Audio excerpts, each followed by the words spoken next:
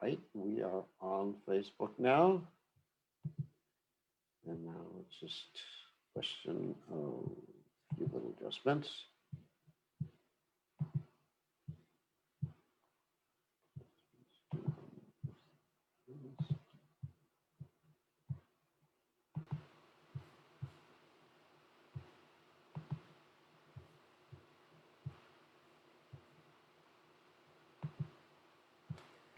All right, I think we are just about ready to go.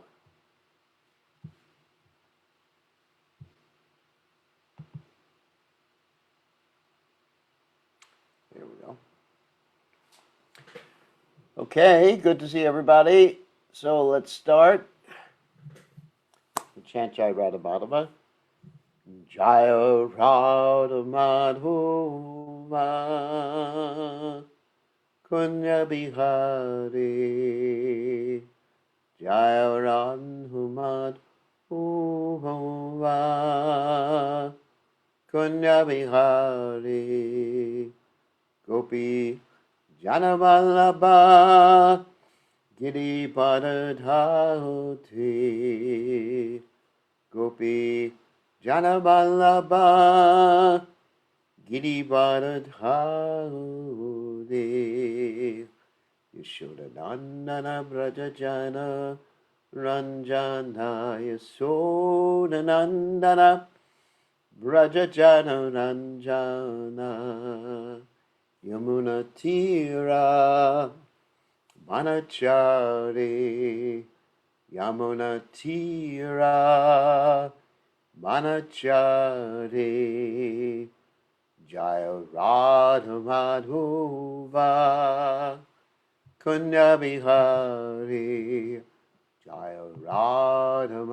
Madhuva Kunya Bihari Gopi Janavallabha Giri Paradhauti Gopi Janavallabha Giri Paradhauti Yashodanandana Brajajana Ranjana Yashodanandana Brajajana Ranjana Yamuna Tira Vanachari Yamuna Tira Vanachari Jaya Radha Madhova Kunya Bihari Jaya Radha Madhava Kunya Bihari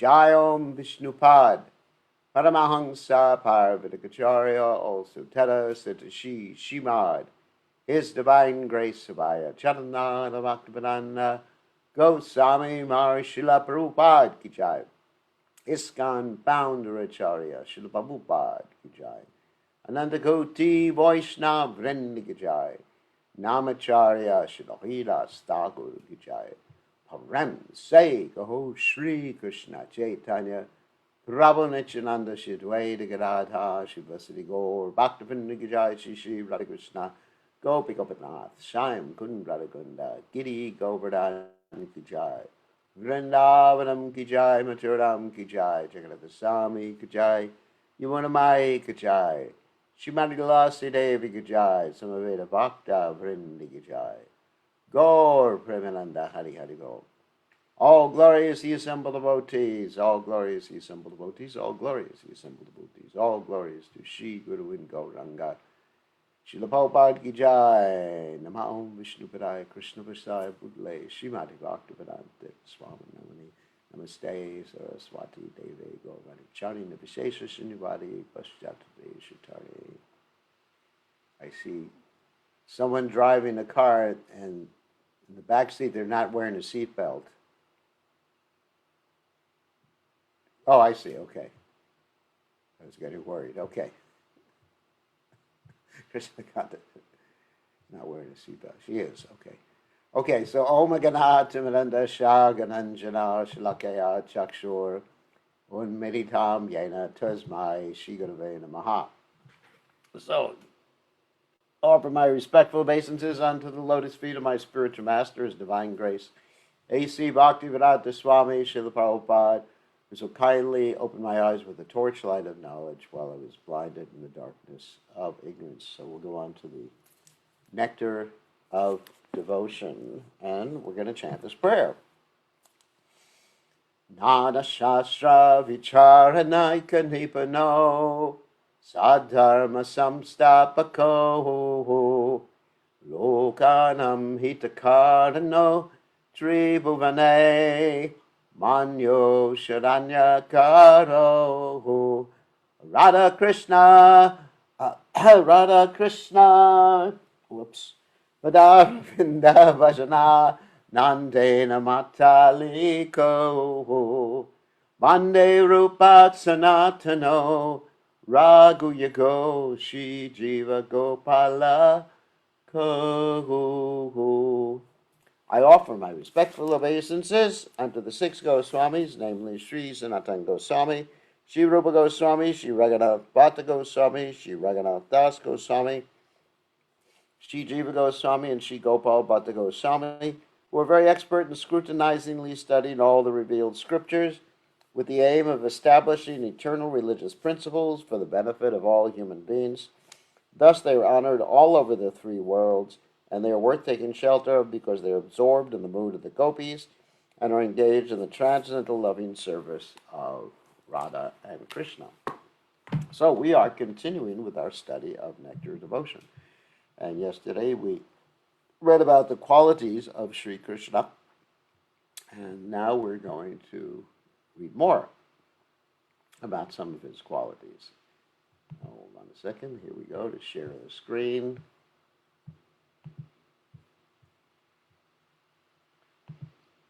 So this chapter, chapter 24, is entitled Further Traits of Sri Krishna. Now remember, again, we just want to reiterate, this is all about Vivav, the stimulation for ecstatic love. This particular section of the Nectar Devotion is all about Vivavs. That is directly Krishna and things that are related to Krishna. Alambina and Udipana, very important. Okay, so now we're going to read about the further traits of Sri Krishna. And yesterday, of course, we heard that he was Dhiradatta, Dhiradhota, Dhiraprashanta, and Dhiralalita. And now we're going to hear more details. After describing the different opulences of Krishna, Srila Rupa Goswami tries to further describe the transcendental beauties and qualities of the Lord as decorated, enjoying, pleasing, dependable, steady, and predominating. He is also described as a meticulous dresser and a magnanimous personality. These are generally considered to be qualities of great personalities. Decorated. It is said that a person is great if he is decorated with the qualities of being very merciful toward the unfortunate, very powerful, superior, chivalrous, enthusiastic, expert, and truthful. These decorations were manifested in the character of Krishna during his Govardhana Leela. At that time, the whole tract of land of Vrindavan was being disturbed by the rains sent by Indra, as described elsewhere. At first, Krishna thought, let me retaliate against this vengeance of Indra by destroying his heavenly kingdom. But later on, when he thought of the insignificance of the king of heaven, Krishna changed his mind and felt merciful toward Indra. No one is able to tolerate the wrath of Krishna, so instead of retaliating against Indra, he simply showed his compassion for his friends in Vrindavan by lifting the whole of Govardhan Hill. Now, it's described by Lord Ram that even if Ravana came to him and begged for forgiveness and returned Sita Devi, of course, then he would consider Ravana to be like his buddy, his friend. Pretty good. Krishna is very, very compassionate and merciful and very forgiving. Enjoying. When a person is seen to be always happy and is accustomed to speak smilingly, he is considered to be in the mode of enjoyment. This trait was found in Krishna when he appeared at the sacrificial arena of King Kamsa. It is described that the lotus-eyed Krishna entered among the wrestlers without being impolite to them, glanced over them with determination and seemed to them just like an elephant attacking some plants. Even while speaking to them, Krishna was still smiling, and in this way he stood valiantly upon the wrestling dais. Pleasing. When one's characteristics are very sweet and desirable, his personality is called pleasing. An example of Krishna's pleasing nature is thus described in the Srimad Bhagavatam. One day, while Krishna was awaiting the arrival of Srimati Radharani by the bank of the Yamuna, he began to make a garland of kadamba flowers. In the meantime, Srimati Radharani appeared there, and at that time, Murari, Krishna, the enemy of Mura, glanced over Radharani very sweetly. Dependable. Any person who is reliable in all circumstances is called dependable. In this connection, Rupa Goswami says that even the demons were relying upon the dependability of Krishna because they were confident that Krishna would never attack them without due cause. Therefore, with faith and confidence, they used to live with their doors wide open. And the demigods, although afraid of the demons, were confident of the protection of Krishna. Therefore, even in the midst of danger, they were engaged in sportive activities. Persons who had never undergone the reformatory ritualistic ceremonies of the Vedas were confident that Krishna would accept only faith and devotion, and so they were engaged in Krishna consciousness and were freed from all anxieties. In other words, all kinds of men, from the demigods down to the uncultured, can rely on the causeless mercy of the Supreme Lord. So this, one sentence here, applies to us. Persons who had never undergone the reformatory ritualistic ceremonies of the Vedas were confident that Krishna would accept only faith and devotion, so they were engaged in Krishna consciousness and were freed from all anxiety. So, the reformatory ritualistic ceremonies of the Vedas are called samskaras. And the word samskara also means impressions upon the subtle body, the mind of the living entity. So there are all these different ritualistic ceremonies that are performed at different times in someone's life. For example, before one is even born, when the parents are going to have sex life so that there will be a child, you're planning out for a child, not an accidental child, but a planned child, then they engage in the Garbhadhana samskara, in which they purify their consciousness by certain rituals, but actually by chanting the holy names of the Lord, and they call a great soul to take birth. And so that's the first samskara. Of course, even before that, you got the marriage, obviously. Hopefully they're married. That's the Vivaha Yajna. Anyway, and then, right before the kid's born, they have this safe delivery samskara. After the kid's born, then there's delivery samskara. Then there's an namakarna, the name-giving samskara. Then, after that, there's the hair-cutting samskara. There's the grain-giving samskara. There's the samskara in which the signifies what his varna will be later on in life. In other words, he chooses different things.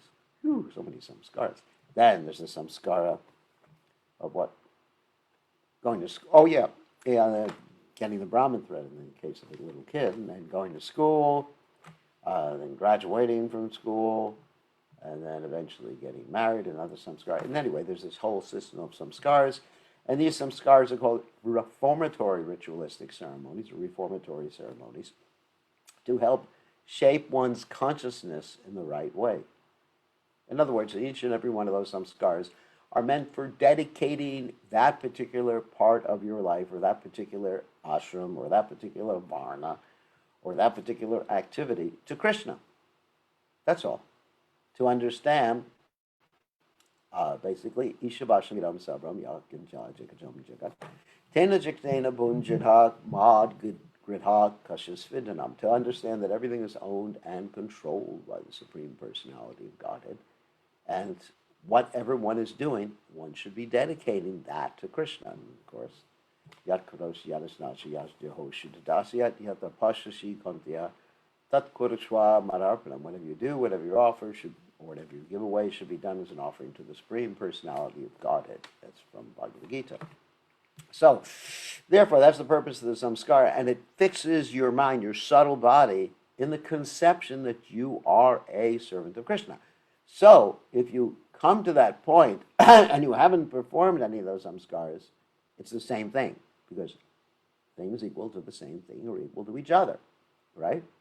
So if you haven't performed them, but you came to the point of understanding that only faith and devotion to Krishna is the goal, is the process, etc., then you're at the same point as someone who has performed all the samskaras. If one is able to perform these samskaras, very nice. But if you're not able to, or if you're coming to Krishna consciousness a little late in life, like after 1 year of age, which most of us have, then don't worry. Just chant Hare Krishna and be happy. So, steady.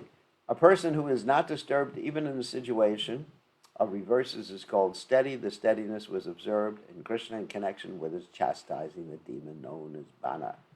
The Bana demon had many hands, and Krishna was cutting off these hands one after another. This Bana was a great devotee of Lord Shiva and the goddess Durga. Thus, when Bana was being chastised, Lord Shiva and Durga became very furious at Krishna, but Krishna did not care for them. Of course, that's an interesting story. I don't know if I should tell the whole story, but it's interesting. Anyway, so you have Aniruddha, who is Krishna's grandson, the son of Prajuna, and he was brought to the home of Usha. I guess I'll get into more detail in the story. So Usha was the daughter of Banasura, who was like a king, and Usha was having dreams about Aniruddha.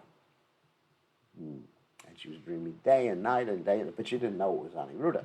But she had a very interesting friend named Chitraleka, who was a mystic yogini. And Chitraleka was able to show her pictures of all the eligible men in the universe. And Usha said, that's him, when she pointed out Aniruddha. And so Chitraleka kidnapped Aniruddha, brought him, and he was with Usha. And Banasura, her father, discovered what was happening after some time, and he captured Aniruddha. And so then Krishna had to come to save him. But Banasura was a great devotee of Lord Shiva, and he had like 1,000 arms. That's a lot of arms to fit on one body. But anyway, he had a lot of arms, and Lord Shiva was actually protecting Banasura. And he was fighting with Krishna, but Krishna won the fight. And Krishna was cutting off all the arms of Banasura, and he left him with 4 arms instead of 1,000 arms.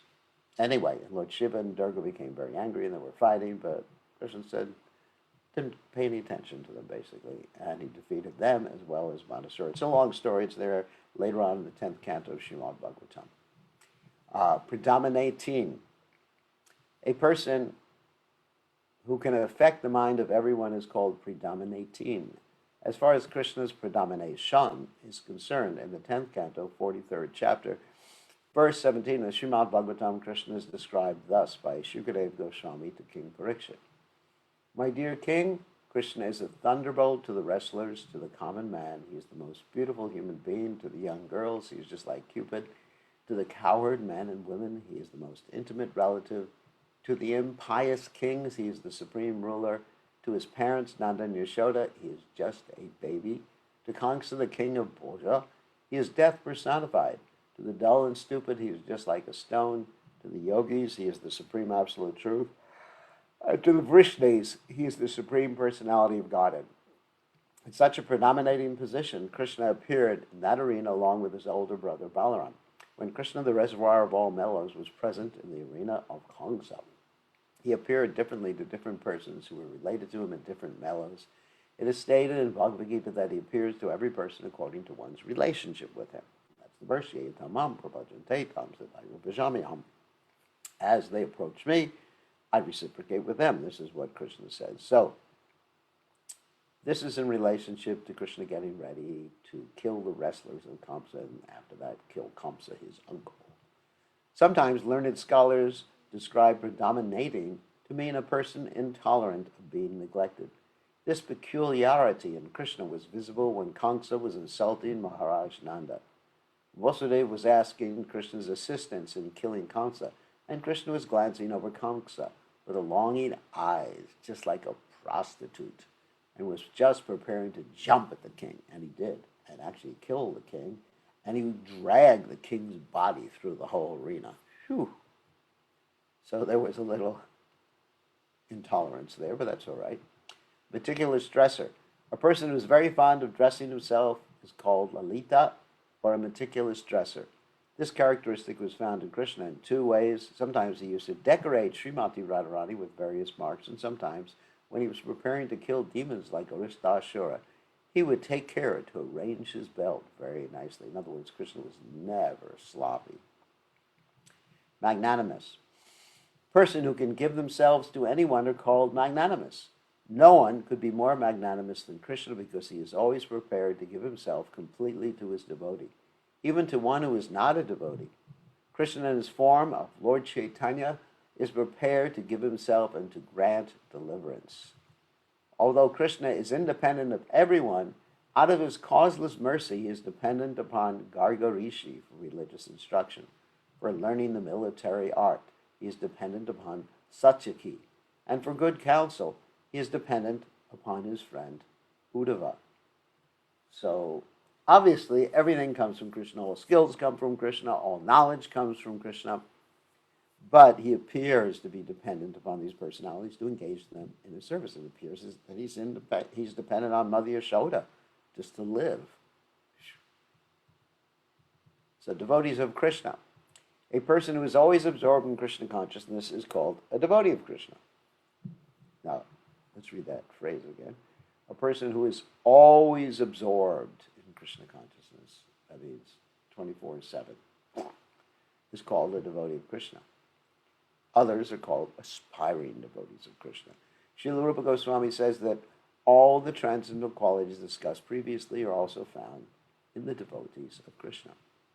The devotees of Krishna can be classified into two groups. Those who are cultivating devotional service in order to enter into the transcendental kingdom, and those who are ready in the perfectional stage of devotional service. A person who has attained the stage of attraction for Krishna and who is not freed from the material impasse, but who has qualified himself to enter into the kingdom of God is called a sadhaka. Sadhaka means one who is cultivating devotion in Krishna consciousness. The description of such a devotee is found in the 11th canto, 2nd chapter, verse 46 of Srimad Bhagavatam.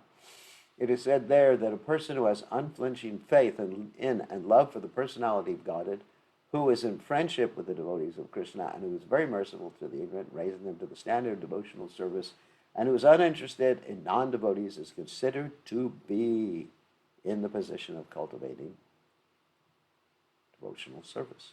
Now, I think this is, I don't only think, I know this is stuff we went over before. Sadhaka means someone who is practicing, just like we talked about sadhana bhakti in the beginning of the Nectar devotion study. Sadhana bhakti means practice devotional service, and sadhana bhakti has two branches. One branch is vaidhi, one is practicing, strictly following the rules, and raganuga means one is practicing, strictly following the rules, but doing it out of spontaneity. And also, one is understanding one's spiritual position in the spiritual world and cultivating that internally simultaneously. So both of these concepts, both the vaidhi concept and the raganuga concept, are both practice. Okay, so among those who are practicing properly, you have a group called the Majjhima Adhikaris. This is what's being described here. A Majjhima Adhikari means the middle process, the middle type of category. Okay. Majjhima Adhikari means one who worships Krishna, makes friendship with the devotees, as described by Prabhupada here, avoids the non-devotees, and helps the ignorant or the innocent. Here it says one is very merciful to the ignorant. That means they're innocent, but uninterested in those who are envious. So that's Majjhima Adhikari. And those are the sadhakas. Now, the other two categories, adhikari, would be kanishta adhikari and uttama adhikari. Majjhima is in the middle. So the kanishta means the materialistic devotee or aspiring devotee. And this materialistic devotee doesn't really do all these things we just mentioned here, like making friends with the devotees, and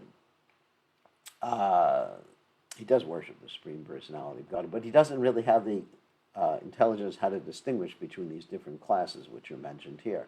So materialistic or kanishta adhikari, he sees God in the temple, but outside of the temple he doesn't see God, just like we described many times before in classes, I think some time ago, that he sees one day of the week as God's day, and the rest of the week is his day. Like Sunday, keep the Sabbath holy. I mean, that's good. At least they have one day for God, but that's kanishta, that's lowest platform. Whereas the Majjhima sees every day as God's day, and he's practicing. Kanishta is not practicing. He may do a little practice when he comes to the temple, but it's not steady practice, not really practice. It's really just sentimental, and he can be dissuaded. Someone on the lowest platform can be dissuaded. Someone else comes around and says, hey, there's no God. Or guess what? Everything came about through the chance interaction of the material elements. God didn't create everything. There is no God. And so he says, well, that makes sense. And he gives it up. Gives up his worship. That's kanishta. But a Majjhima, even though Majjhima may not be so expert in quoting from Shastra, scriptures, he doesn't give anything up. He's completely convinced. He's dedicated to his sadhana. And then the highest stage is uttama. Uttama means top, of course. In the uttama adhikari, or topmost stage, he sees Krishna everywhere and sees everything in Krishna, and certainly he's a pure devotee, and he dedicates his life to bringing other people to Krishna consciousness, but he doesn't preach unless he steps down to the Majjhima platform. What do I mean by that? Because he's seeing everyone as a part and parcel of Krishna, and the material energy is working nicely, and everyone is ultimately a devotee, even though they've not realized it. It's not that he's ignorant to that point, but he's absorbed internally in his eternal relationship with Krishna. So in order to preach, he comes down and acts like a Majjhima. A Majjhima instructs the innocent, a Majjhima makes friends of the devotees, a Majjhima worships the Supreme Personality of Godhead, and a Majjhima avoids the rascals. So these are the three classes of devotees. They're kanishta, materialistic, Majjhima, middle, uttama, top. And both the Majjhima and uttama, they have complete faith in the Supreme Personality of Godhead. Although the Majjhima may not have so much knowledge, uttama does have that knowledge. But the Kanishta's faith is very fragile. So therefore the Kanishta is called almost a devotee. The Vaishnava Praya is the name, almost a devotee. Okay? So just reiterating something we learned before. When one is found shedding tears by hearing of the pastimes of the Lord, it is to be understood that the blazing fire of material existence will be extinguished by such watering. When there is shivering of the body and the hairs of the body stand up, it is to be understood that the devotee is nearing perfection. An example of a sadhaka cultivating devotional service is Bilbamangal Thakur. Now, there's other circumstances in which you shiver and the hairs of your body stand up, and other circumstances when it's very cold or when you're threatened. Let's say you're in the jungle and a lion is getting ready to jump on you, you start shivering and your hairs of your body stand up. But in this particular case, we're talking about spiritual ecstasy. When a devotee is never tired of executing devotional service and always engaged in Krishna conscious activities, constantly relishing the transcendental mellows in relationship with Krishna, he is called perfect. This perfectional stage can be achieved in two ways. One may achieve this stage of perfection by gradual progress in devotional service, or one may become perfect by the causeless mercy of Krishna, even though he has not executed all the details of devotional service. Or one may also become perfect by the causeless mercy of a pure devotee of the Lord. An example of that is Valmiki Muni, who was previously a dacoit, a robber, a murderer, and he was told to chant the names of Ram, or the name of Ram, but he was tricked to chant the name of Ram, because he was told to chant Mara, Mara, Mara, which means death, death, death, death. So he chanted Mara, Mara, Mara, Mara, Ram, Ram, Ram, Ram, it became Ram, Ram, Ram, Ram, Ram. And by Narada Muni, his spiritual master's mercy, he became a pure devotee. There's the actually it was the Sapta Rishis, not Narada Muni. Narada Muni became a spiritual master later on to instruct him about Lord Ram's pastimes, but that's a different part of the Ramayana. There's the following nice statement in the third canto, 15th chapter, verse 25, Srimad Bhagavatam, describing a devotee who achieves perfection by regularly executing devotional service. A person who is freed from the false egotism of material existence or an advanced mystic is eligible to enter into the kingdom of God, known as Vaikuntha. Such a mystic becomes so joyful by constant execution of the regulative principles of devotional service that he thereby achieves the special favor of the Supreme Lord. Yamaraj, the mighty superintendent of death, is afraid to go near such a devotee, so we can imagine the potency of advanced devotional service, especially when devotees sit together and engage in talking of the pastimes of the Supreme Personality of Godhead. Those devotees express their feelings in such a way that they automatically melt with ecstasy, and many transcendental symptoms become manifest in their bodies. Anyone desiring advancement in devotional service must follow in the footsteps of such devotees. Remember the Gita verse? Machita magyata prana paryantas cha parasparam katyantas chiram nicham tushanti cha ramanti cha. That my devotees, they sit together and they talk, their life is dedicated to me, and they talk about my pastimes. I think that's Parasparam. Katyantas Jamam, my eternal pastimes. Sorry about that. Tushanti cha, Ramanti cha. In this way, they're always enjoying and always satisfied. Prahlad Maharaj said that no one can attain the perfectional stage of devotional service without bowing down before exalted devotees. Learned sages like Markandeya Rishi attain perfection in devotional service simply by executing such regulative principles of service. A person's achieving perfection in devotional service simply by the causeless mercy of the Lord is explained in Srimad Bhagavatam in connection with the Brahmanas and their wives who were engaged in performing yajna or sacrifice. When the wives of the Brahmanas were favored by Lord Krishna and immediately attained the ecstasy of love of God, their Godhead, their husbands said, "How wonderful it is that although these women have undertaken no reformatory performances such as accepting the sacred thread, have not resided in the monasteries of the spiritual master, have not observed the strict principles of celibacy, have not undergone any austerities, and have not philosophized upon the observance of ritualistic ceremonies, they still have attained the favor of Krishna, who is aspired after even by great mystics. How wonderful it is that these women have attained such perfection, while we, although Brahmanas who have performed all the reformatory activities, cannot attain to this advanced stage." I think everybody knows that story. Krishna and Balaram were in the forest. They were hungry. So Krishna told the coward boys to ask for food in the name of Balaram, not in the name of him, because Balaram was known as a Kshatriya and Krishna was known as a Vaishya, which is a lower stage in the Varnashram system. So the coward boys, they went to the Brahmanas who were getting ready to perform a ritualistic sacrifice, and they had some food that they were going to offer, but it was the right time for asking for that food. And the Brahmanas basically ignored the coward boys who asked for food, actually in the name of Krishna. They didn't ask in the name of Balaram. And the Brahmanas didn't even reply to these boys. The boys went back, disappointed, and said to Krishna and Balaram, "These Brahmanas didn't even acknowledge our presence." And then Krishna said to the boys, "All right, boys, go back and ask the Brahmanas' wives and tell the Brahmanas' wives that Krishna and Balaram are hungry." So they went back, talked to the Brahmanas' wives. The Brahmanas' wives said, practically didn't say anything. They just grabbed all the food and ran after the coward boys and brought all the food to Krishna. And Krishna was very pleased. Their husbands didn't know where they were going. They were really upset. "Where are you going with all the ingredients of the sacrifice? What's happening with you ladies?"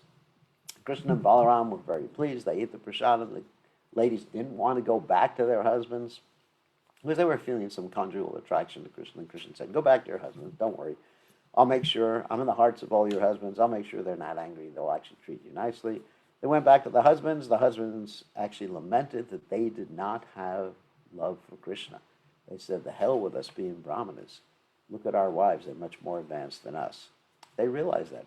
And still, their husbands, the wives of the brahmanas, the husbands of the wives, of course, husbands are always husbands and wives, at least in the Vedas. So the Brahmanas were upset that they didn't see Krishna, but they were afraid of going to see Krishna because they were afraid of Kamsa, whereas the wives of the Brahmanas were not afraid of Kamsa, not afraid of the Brahmanas. They were ready to give anything to Krishna. So the point of this story is that if one is dedicated 100% to Krishna, it doesn't matter what rituals they perform, doesn't matter whether they're born in the West. I mean, some people make this propaganda. I know nowadays there's this whole discussion going on, like who can be a guru? You have to be born in a Brahminical family. Actually, it was going on during Bhaktisiddhanta Saraswati Thakur's time too, and during Bhaktivinoda Thakur's time. That's been going on through the ages, because ritualistic Brahmanas try to usurp the assets of society, being ritualistic Brahmanas and having a monopoly on things. So anyway, that's also why Lord Buddha appeared, to teach the ritualistic Brahmanas, hey, you don't have a monopoly. In fact, if you think you have a monopoly, you are not Brahmanas. If you're interested in financial things, pecuniary advancement instead of Krishna consciousness. So anyway, a real Brahmana is one who knows Krishna. That's what a real Brahmana is. So by the story, we understand that it doesn't matter whether one is born in the West, whether one is born in India, whether one is born in a so-called Brahmin family. And in fact, in Kali Yuga, many demons are born in Brahmin families, just like there were many demons born in Kshatriya families in the previous Yuga.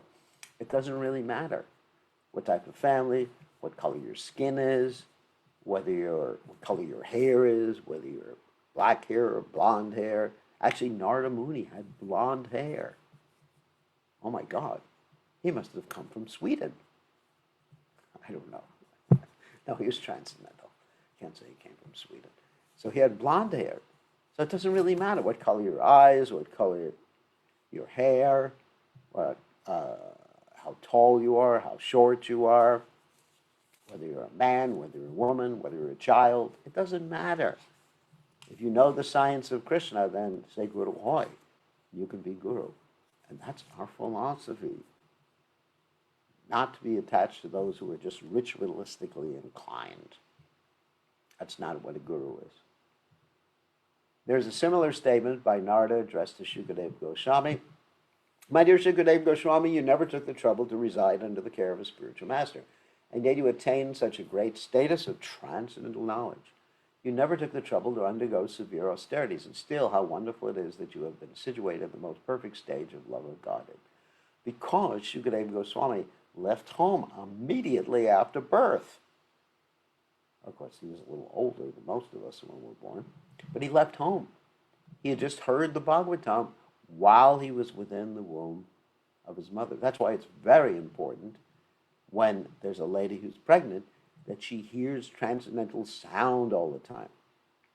If she hears other types of music, let's say for those of you from India, if the little baby or the embryo in the womb is hearing Bollywood music, you're just going to get a completely contaminated kid coming out. Of course, there's hope, you can still expose them to Krishna consciousness, but there'll be that little glimmer of contamination that will remain their whole lives. You don't think so? Because I remember things, not that happened when I was in the womb of my mother, but when I was a little kid. And they remain with me all the time. And I just have to try to forget them, forget all the songs I heard, even as a little baby. Anyway, so therefore, if a lady is pregnant, then she must hear 24 hours a day, or at least when she's awake, the transcendental sound, and the child will come out, and the child will go, Hare Krishna. Of course, the child won't run away from home like Shukadeva Goswami did. Don't worry about that. That's an unusual example. Shukadeva Goswami and the wives of the Brahmanas performing yajna are vivid examples of devotees who achieve the perfectional stage of devotional service by the grace of the Supreme Personality of Godhead. Eternal perfection. Persons who have achieved eternal blissful life exactly on the level of Sri Krishna and are able to attract Sri Krishna or Lord Krishna by their transcendental loving service are called eternally perfect. The technical name is Nitya Siddha. There are two classes of living entities, namely Nitya Siddha and Nitya Bada. Nitya Bada is like what it sounds like. Nitya means eternal. Bada means actually conditioned, bound. That's where you get the English word bound from. But also, Nitya Bada can be eternally bad. Now, let me explain something. So Nitya Badas, even though we call them eternally bad, that may be us,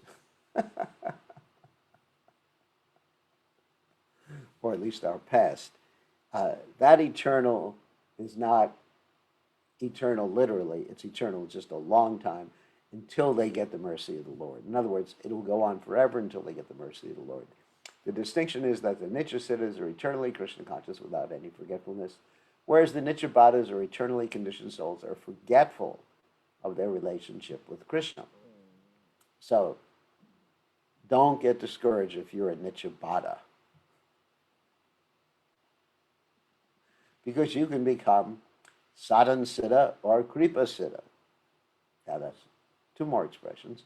Sadhan Siddha means you can become perfect, again, like Siddha, perfect, by following the process of Krishna consciousness, or you can become perfect by Kripa, some special mercy.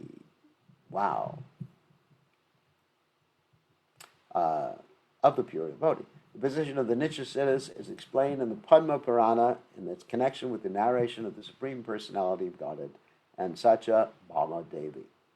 The Lord tells Satyabhama, "My dear Satyabhama Devi, I have descended to this earthly planet by the request of Lord Brahma and other demigods. Those who are born into this family of Yadu are all my eternal associates. My dear wife, you should not consider that my associates are ever separated from me.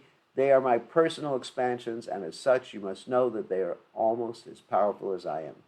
Because of their transcendental qualities, they are very, very dear to me, as I am very, very dear to them. Anyone who becomes exhilarated by hearing of the pastimes of Lord Krishna when he was present on this earth with his associates is to be understood as Nitya Siddha, eternally perfect." So become exhilarated, so you become Nitya Siddha. And you may say, "I'm exhilarated, I'm not Nitya Siddha." You may say, well, you're a Nitya Siddha in the bud stage. What do I mean by bud? I'm not referring to a particular type of beer for those of you in America, or I'm not referring to a person's name, "Hey bud." I'm referring to like a little bud of a flower, like a little bud when the flower bud is present on the tree. In one sense, it is a flower, but in the premature or immature state. So, yes. So if you remain being exhilarated by hearing about Krishna, then you will mature properly and you'll realize your eternally perfect nature. In the 10th canto, 14th chapter, verse 32 of Srimad Bhagavatam, there's this statement, "How wonderful are the fortunate residents of Vrindavan, such as Nanda and the other coward men. The Supreme Personality of Godhead, the Supreme Brahman, has actually become their intimate friend." Now, we should also mention, yes, like as Prabhupada stated here, Rupa Goswami states, that when Krishna comes, he comes with his entourage of eternally liberated souls, like Arjuna, like Yashodamai, like Nanda Maharaj, like the coward boy Subal, Sudam, and with the speaker Radharani. A similar statement is there in the 10th canto, 26th chapter, verse 10 of the Srimad Bhagavatam. When Lord Krishna lifted Govardhan Hill, the coward men, under the protection of Lord Krishna, became struck with wonder and went to Nanda Maharaj and inquired from him, "My dear Nanda Maharaj, how is it that we are so intensely attached to Krishna and that Krishna is also so affectionately attached to us? Does it mean that he is the super soul of everyone? All the residents of Vrindavan and Dwaraka, namely the coward men and the members of the Yadu family, are eternally perfect devotees of the Lord. As the Lord descends by his causeless mercy upon this planet, so, in order to help in the pastimes of the Lord, these devotees also come here. They are not ordinary living entities or conditioned souls. They are ever liberated persons, associates of the personality of Godhead. And just as Lord Krishna behaves like an ordinary man when he descends to this planet, so the members of the Yadu dynasty and the residents of Vrindavan execute activities just like ordinary men. But they are not ordinary men. They are as liberated as Lord Krishna himself. And of course, they are under the jurisdiction of Krishna's Yogamaya potency. And so just like Prabhupada, it appears that Prabhupada did many things that one may see as ordinary, but he's not an ordinary person. He's an eternally liberated associate of the Supreme Personality of Godhead, but he comes and plays the part of a regular person on this earth planet and saves us. In the Padma Purana Uttarakhanda section, it is stated, just as Lord Ramchandra descends along with Lakshman, an expansion of Sankarsha, and Bharata, an expansion of Prajuna, so the members of the Yadu dynasty and the coward men of Vrindavan also descend with Lord Krishna in order to join in the transcendental pastimes of the Lord. When the Supreme Lord returns to his eternal abode, his associates return with him to their respective places.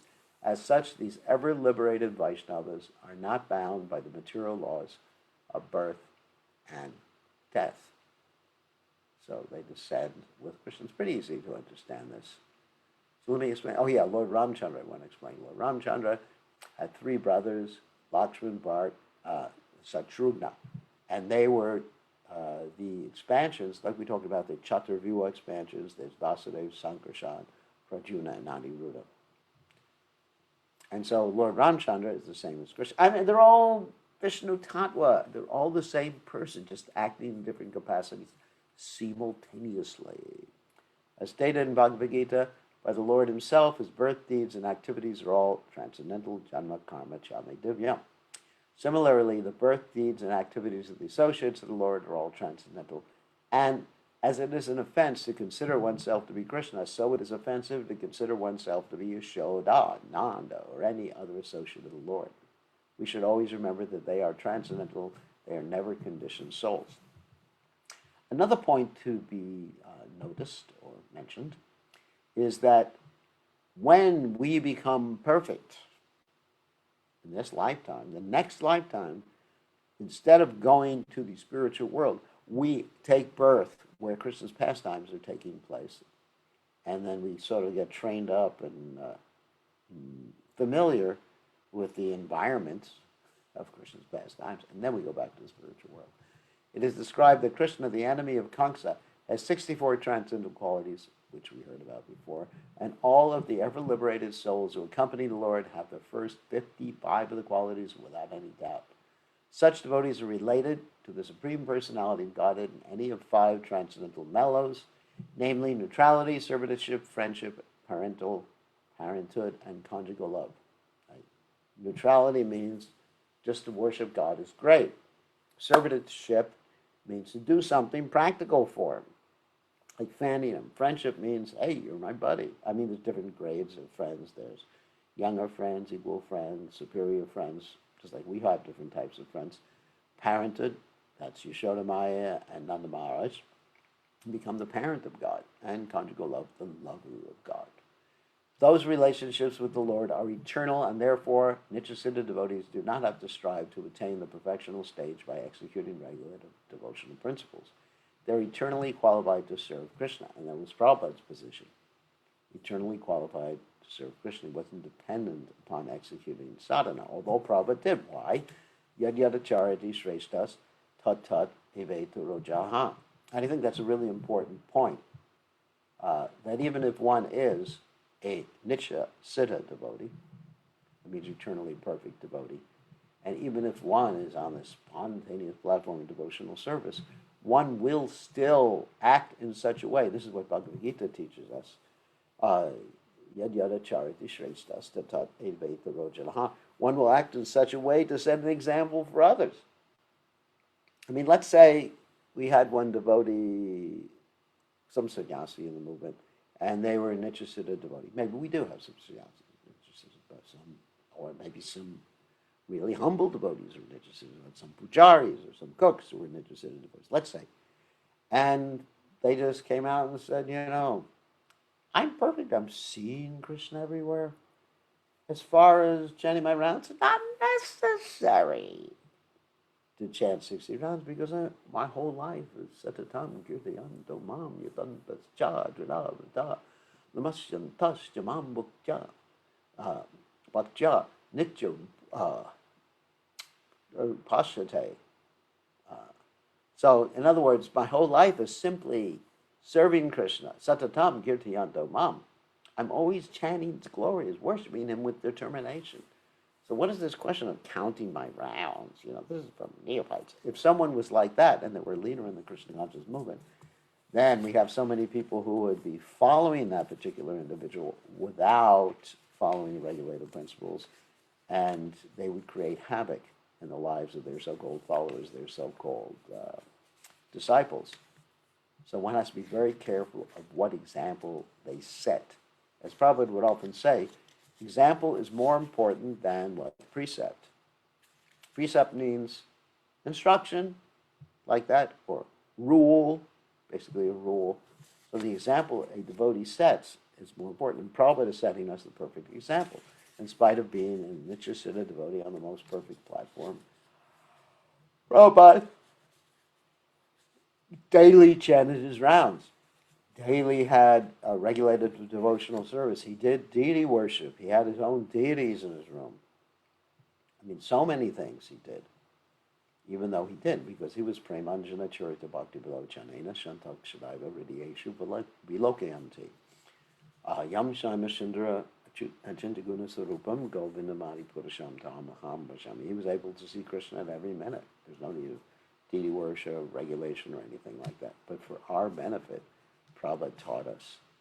And he showed not only the regulated devotional principles, he actually showed us an example of humility, abject humility. In the beginning days in New York, the devotees made him wait to use the bathroom. He had to stand on line with everybody else. Such humility. He had to live with people who were so unclean. One of the first persons he lived with was keeping meat in their refrigerator. Anyway, so Prabhupada set a perfect example. Okay, so now we will take questions, and tomorrow we will go to chapter 26, which is stimulations for ecstatic love. And that's, again, Avibhava. The technical name of that is Avibhava. Okay, so give me a second. I will unmute you. Okay, you are now officially unmuted. So who wants to be unmuted first? Or unmute yourselves? I hear someone. Hare Krishna Maharaj, Dandavat Madhav Oh, Das. Jai Madhava. So how are you doing? I'm doing pretty good. How are you, Maharaj? I'm alive. I can see you are talking, entertaining all of us. So I'm sure you are exhilarated. Yeah, I look forward to this class every night. It's Yes, it's beautiful. exhilarating. Yes. So my question was, when you're talking about describing different devotee, Madhyaman, Uttaman, Kanishtika. So my question is, only Madhyama Adhikari preaches, Uttama Adhikari does not preach?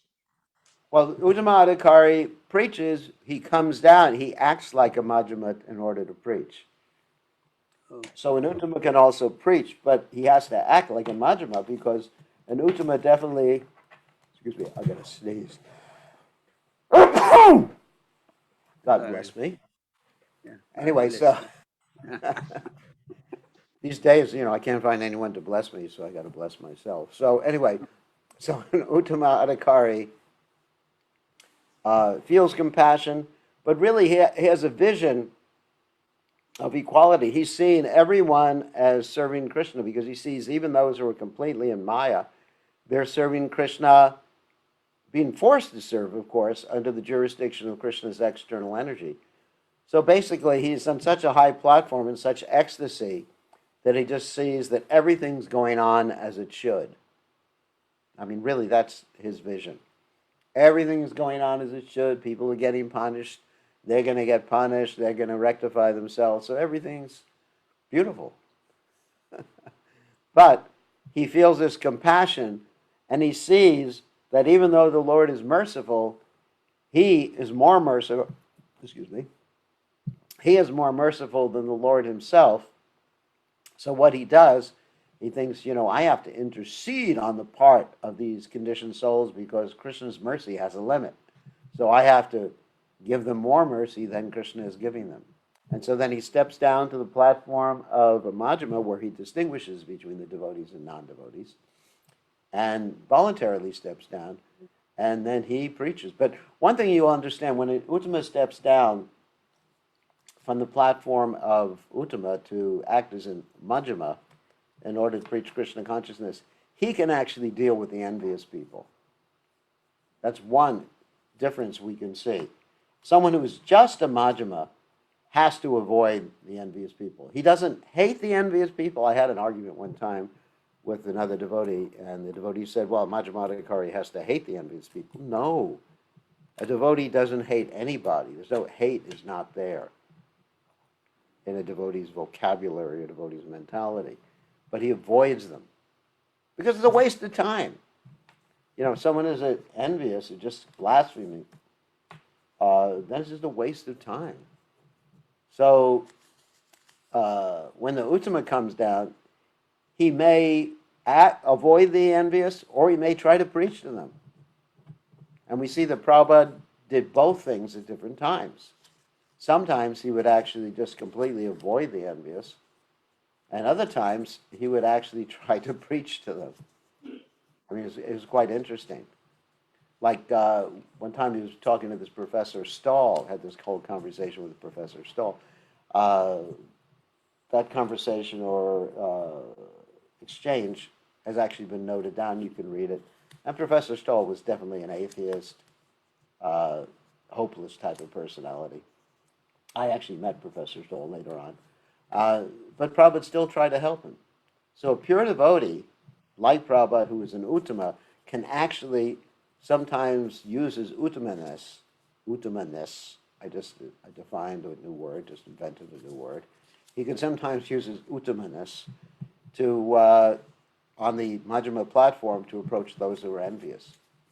Whereas those who are pure Majjhimas really should be real careful about those who are envious, because if you hear blasphemy, or you just waste your time with people. And one of the things I learned when I was going out on book distribution was that there were certain key words that people would say I knew to avoid them. Someone would come up with a big smile on their faces and say, please tell me about your philosophy. I knew that there was problems there. Or someone said, you're going to hell. Then I knew, why spend time convincing them that I'm not going to hell? I would just have a quick and easy way to get rid of them. I would just say, yes, I'm going to hell, and I'm willing to go to hell to serve Krishna. And they just freak out like anything, because their whole philosophy was based upon their own liberation or their own going to heaven. And I said, I'm not interested in going to heaven. I just want to please God. If there is God there, then heaven. If God is there, then hell is heaven. If God is not there, then heaven is hell. That's actually a paraphrase of a different type of statement from the Mahabharata, where Yudhisthira Maharaj said, wherever my brothers are is heaven. So if my brothers are in hell, hell is heaven. If my brothers are in heaven, or my brothers are not, sorry, if my brothers are not in heaven, then heaven is hell. That's interesting. One more question. Okay. I have on the same line. I think you may or may not have maybe seen what happened in France. So my question is, a lot of places, especially in India and Bangladesh, Pakistan, there's a few countries, not every country, but these Islamic faith people, so-called, they're talking about that you insulted God, and then they are the whole trouble. So what kind of devotee to God they are when they are trying to kill somebody? Because what he, Yeah, yeah, so yeah, who are yeah. the, where, because That's they say that you insulted Prophet Muhammad, so we no compromise. They want to kill people. So what kind of devotees? Where are these guys? that's called the Kanishta Adhikari. But anyway, I mean, the point is that's uncivilized. Because we know if someone criticizes Krishna, we just walk away. I mean, there are injunctions, you're supposed to defeat the person philosophically, and there are other things, but I'm not going to mention them in class. But you just walk away from the situation. That's all. You tolerate. Because if you harm someone, it will actually reflect very badly upon your religion, which is what we're seeing with those Islamists who attack others who defame their religion. On the other hand, one should not offend anybody for their beliefs. I mean, that is very dangerous. In the Bhagavad Gita, it's stated the austerities of speech are sacha priya hitam. And those of you who've studied the Bhagavad Gita with us will remember that. It means being truthful, pleasing, and beneficial. So, and Krishna also says, don't disturb those who are attached in this material world, but encourage them to work in a spirit of devotion. So why criticize someone who is attached, rightly or wrongly? We're not going to criticize anybody of any religion. Why criticize them? Just try to encourage them to work in a spirit of devotion. And so I'm not saying it was the right thing for those Islamists to attack the person, knife the person. That was a horrible thing. At the same time, it's also not the right thing to criticize someone else's religion. It's not proper manners, it's not proper etiquette, and it's offensive. Just like we say, one should not worship the demigods or consider the names of the demigods to be equal to or independent of the holy name of Lord Vishnu. But another way that the acharyas explain that particular offense is not that one should not offend the demigods either. One should not commit offenses to the demigods because the demigods are devotees. So, uh, anyway, so there's two wrongs there. Two wrongs. Thank you. Like a right. Thank you. So yes, it's wrong. I mean, obviously, if someone criticizes us, we just walk away. We don't stand around, and unless we can defeat the person philosophically, we don't.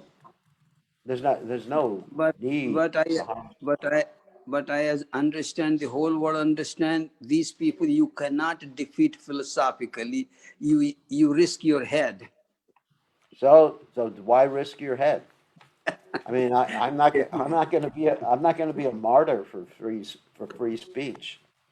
I'll be a martyr for Krishna, but not for free speech. Not for just not for the freedom to be able to insult someone.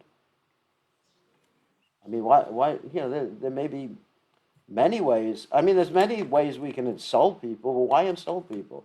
I mean, someone may be married to an ugly wife, so are we going to walk up to the guy and say, your wife is ugly as sin? It may be a fact that his wife has a mustache or something. Yeah, she's a mustache and she weighs 3,000 pounds. So, but why should we say that? What's the need of offending people? I just don't see the need. A devotee is such a priya hitam, speaking pleasingly, beneficially, and truthfully. But the problem is these people are not devotees who are offending. So Yeah, they're not devotees. yes. And they're not devotees, and the people who kill them are not devotees either. Yeah, that's right. It's just another version of patriotism.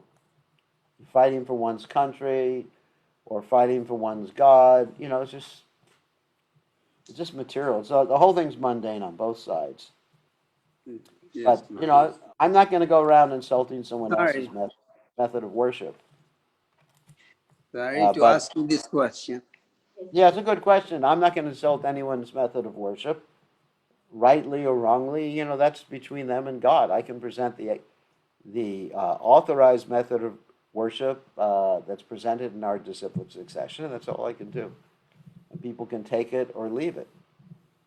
But that's up to them. I mean, if someone wants, I mean, certain things I may criticize. I got, like in India, they have rat temples where they let the rats run on the altar. I can criticize. I mean, certain things are just so crazy. Can you imagine that? Rats. They just run all over the altar. So what? And then another person had a temple dedicated to Donald Trump in India, and he was Yeah. worshiping him on the altar. I mean, that's stupid. I mean, there's certain things that are so insane that you just got to laugh when you see them. But other people, other religions, just leave them. Just understand they're least accepting someone or something greater than themselves, and they'll gradually make progress. As Bhaktivinoda Thakur says, that we should appreciate when we see another religion, understanding that they're worshiping the same God. I mean, just like sometimes I go into churches or other religious ceremonies, and I appreciate. I mean, it's like I look at the mosques and see how attentive they are to doing, to doing their worship at specific times of the day. I mean, I can't even get all the devotees to come to Mangalarti on time here. Mhm. But you have the Muslims, they will do their namaskars depending on the time of the year, at 3 o'clock in the morning. They'll wake up and do it at 3 o'clock in the morning. I mean, I don't find devotees so dedicated, like at least most of you all.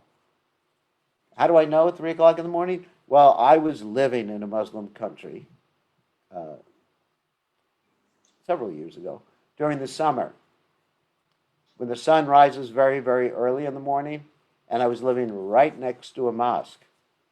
And I was woken up every morning at about 3:15 by Allah, really loud. And so Yeah. I was seeing the good quality. I was thinking, hey, why can't I get the devotees to cooperate? Why, when I'm trying to manage devotees, is it like herding cats? Herding cats? Anyway, nobody understands that. I have to say, please, pretty, pretty, please. So sometimes I'm thinking maybe I should join another religion. No, I'm just joking. So, so the point, the point is, I actually appreciate when people in another religion, sometimes I would go to a Christian church, and I wasn't raised a Christian. It's not that I'm reviving my childhood experiences, and I appreciate their good music, and I'm thinking, why can't we get anyone here in the temple to play the drum properly? Mhm. I'm thinking, oh my God, play the drum, sing in tune. Oh my God, what happened?